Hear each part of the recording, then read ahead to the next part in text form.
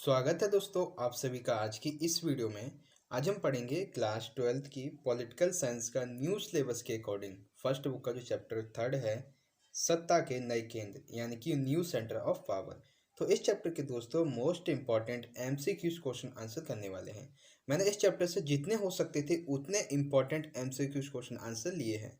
ठीक है, जैसे आपको यूरोपीय संघ के बारे में, ठीक है, आसियान के बारे में, सार्क के बारे में, चीन के बारे में, टॉपिक वाइज आपको सभी के सभी जो इम्पोर्टेंट एमसीक्यूज क्वेश्चन है वो हम आपको कराएंगे।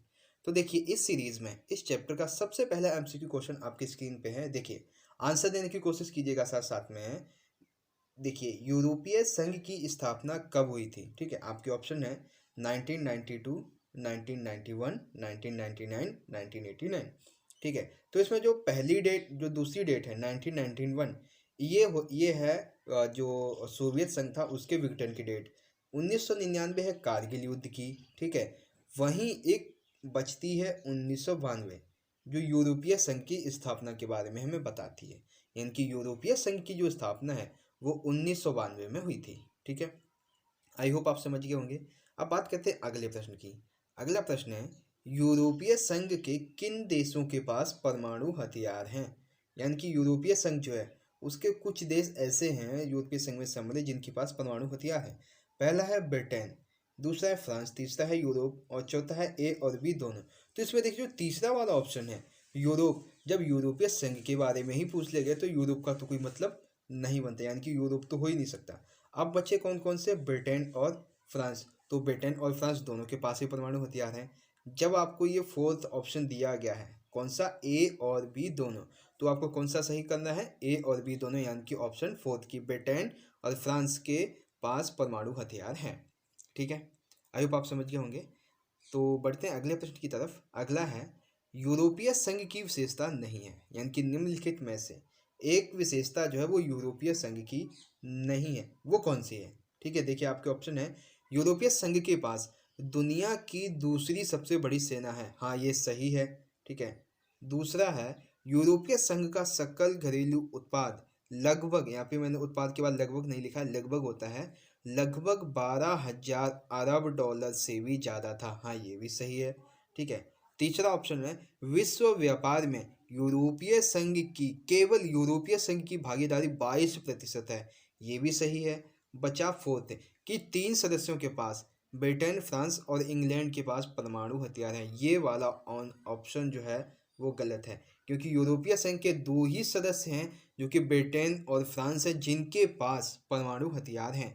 इंग्लैंड उन सदस्यों में नहीं आता है, यानी कि ऑप्शन जो फोर्थ है 3 सदस्यों के पास ब्रिटेन, फ्रांस और इंग्लैंड के पास परमाणु हथियार हैं, यह यूरोपीय संघ की विशेषता नहीं है। ठीक है, आई होप आप समझ गए होंगे।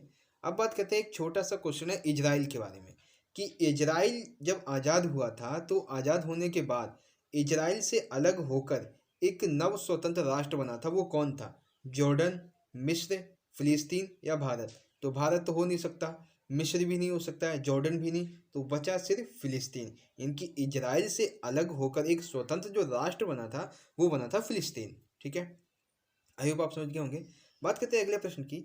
अगला है सार्क की जो स्थापना है वो कब हुई थी? यानी कि जो सार्क है इसकी स्थापना कब हुई थी? 1948 में, ये तो भारत पाकिस्तान के कश्मीर का युद्ध की डेट है। 1962, 1999 या 1985? तो सार्क की जो स्थापना है वो हुई थी 1985 में, यानी कि ऑप्शन जो है फोर्थ वाला ये सही है। ठीक है, बात करते हैं अगले प्रश्न की। सार्क से संबंधित ही है कि सार्क का मुख्यालय कहाँ है?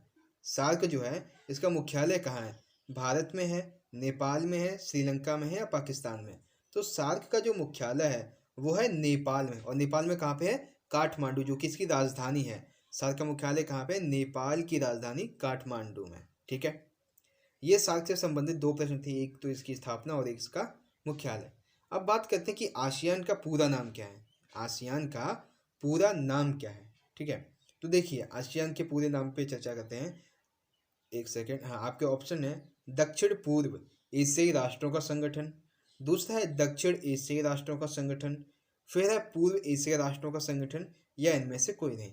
तो ऑप्शन जो है वो सही है, दक्षिण पूर्व एशियाई राष्ट्रों का संगठन।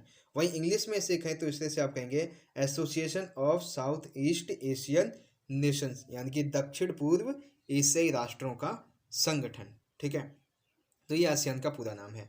अब बात करते हैं आसियान के मुख्यालय की, यानी कि जो आसियान का मुख्यालय है वो कहाँ है। ठीक है, आपके ऑप्शन है जकार्ता इंडोनेशिया में है, अमेरिका में है, जर्मनी में है, या इन ऑप्शन में से कोई नहीं है।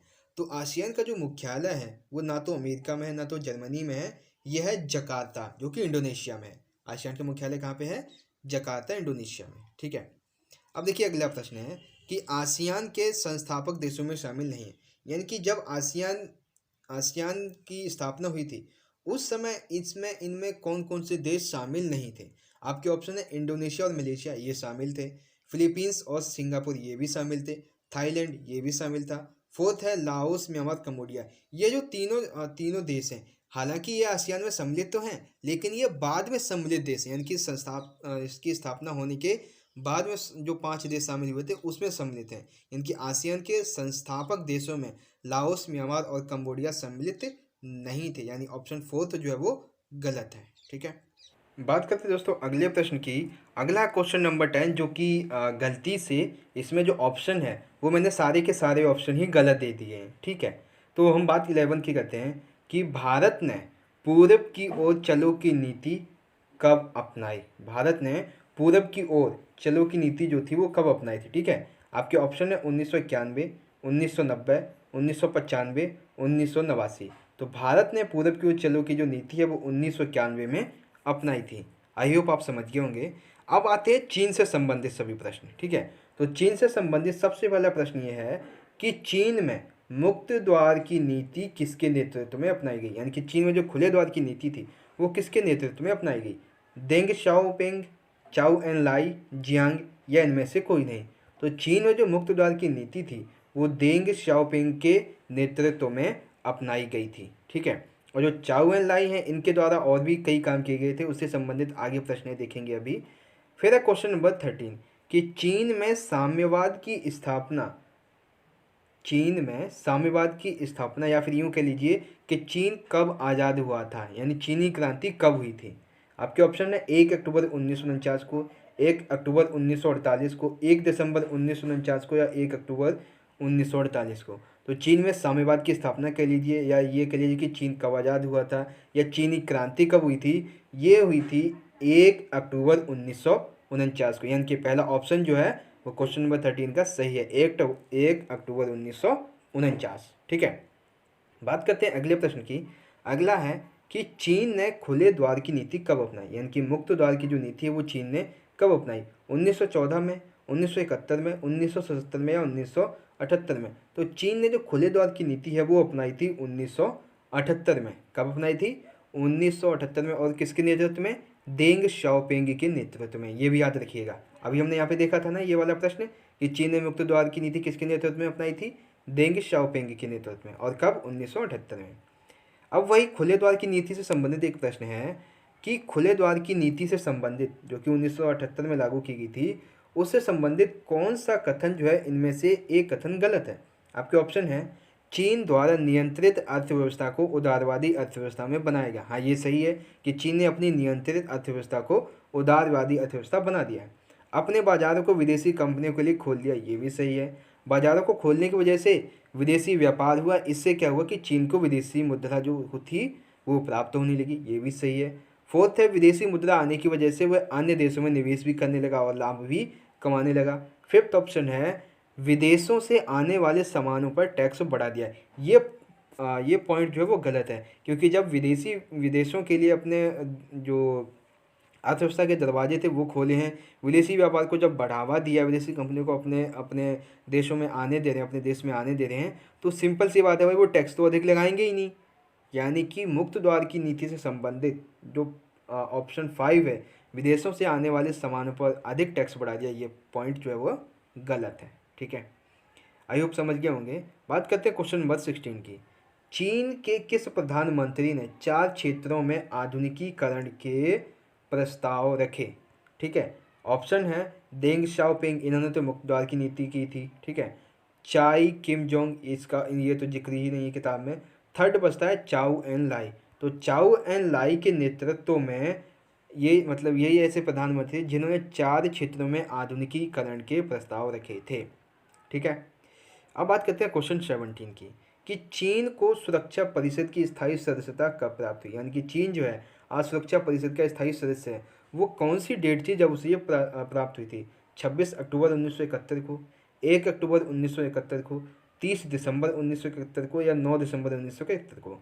तो चीन को सुरक्षा परिषद की जो स्थायी सदस्यता है वो 26 अक्टूबर 1971 को अमेरिका की मदद से प्राप्त हुई थी। ठीक है, आई होप आप समझ गए होंगे।